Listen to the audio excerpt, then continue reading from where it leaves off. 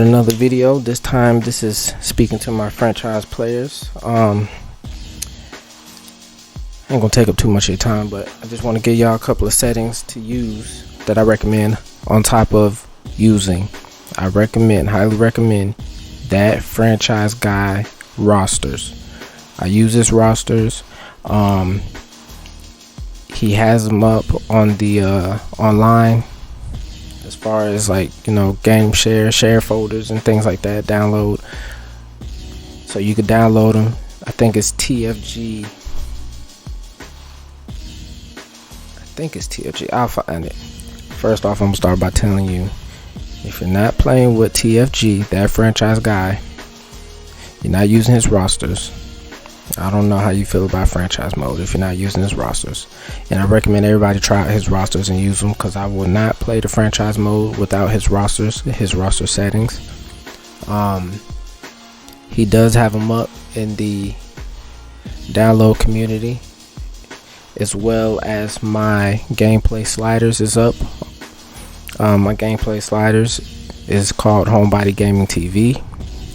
You'll find them there, and the rosters, TFG Real 2022. I'm using my roster sliders, my gameplay sliders with his roster, and it's working great. And I'm a perfectionist, so I'm gonna let y'all know now. I have went back and played like franchise mode over and over and over and over. I'll probably get to like week 16, start over, do it again, start over, do it again, start over. I'm just a perfectionist, especially with the way my Cowboys playing. I just like to have it, like I said, I'm a perfectionist. I like playing realistic football, so probably by the end of the season I'll be playing one all the way through. But let's get to it.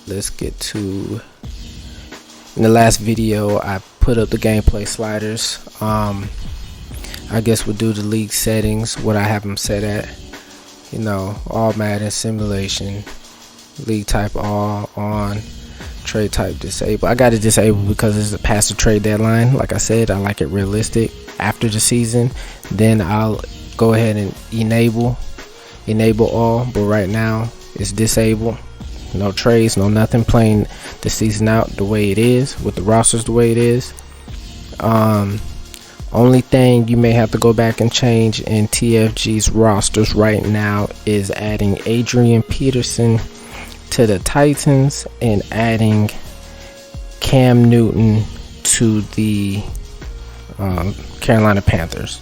Other than that, going down the list, everything's pretty even kill. I got the salary cap on, superstar abilities on, any player. But let's get to what we're here for. This is pretty much how you set them up, how you want to set them. Now, let's get to here. This is realistic to me. The last couple times I played, I left them the way they had them, and it was like, how many superstars are you gonna have on the team realistically? So I'm not gonna talk over it too much, but these are the settings I have. It will be in the description. I have the desired X Factor dev players at 55, desired superstar development players at 80, and desired star development players at 300. Not finna waste too much time speaking on it. Try it out, see if you like it. I changed the minimum play clock time, because realistically you shouldn't have too much time to be sitting there changing all of your routes, moving players around. You shouldn't really have that much time to do that realistically. So I brought it down to 17. I might change it down more, but I wouldn't go no higher than 17 if you want a realistic football game. The cord length, I tried 12. 12's a bit much. It's really a bit much. So I had brought it down to 10. And playing the whole season with these settings, I should have kept the info on them, but really a lot of games I have maybe low scoring games. Like some games we may not even go past 20. Some games it may be a high scoring game, but the highest will go, like somebody will go that I'm playing against be 42.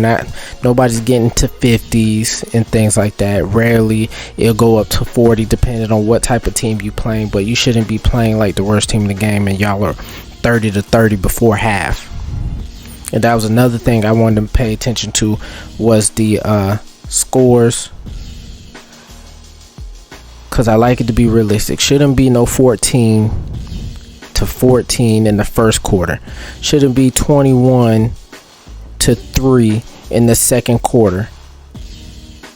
Rarely that should happen, and rarely it does happen. But interceptions, fumbles, just having a bad game, yeah.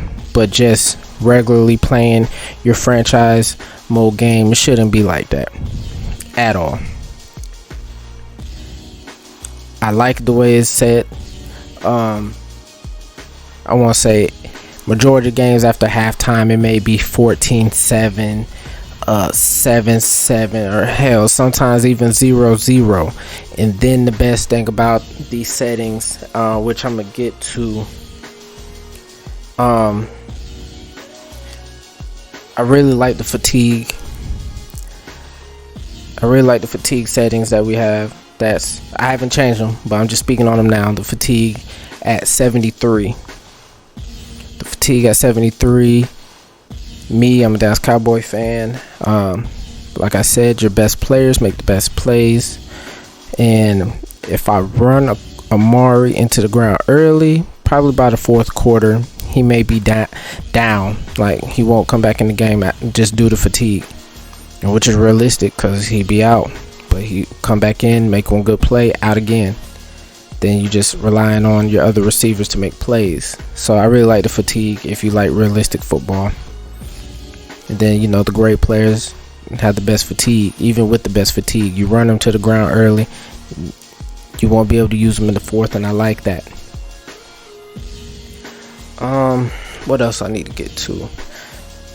Let me give y'all the experience points, because I hate having to look for them and mess with them a lot.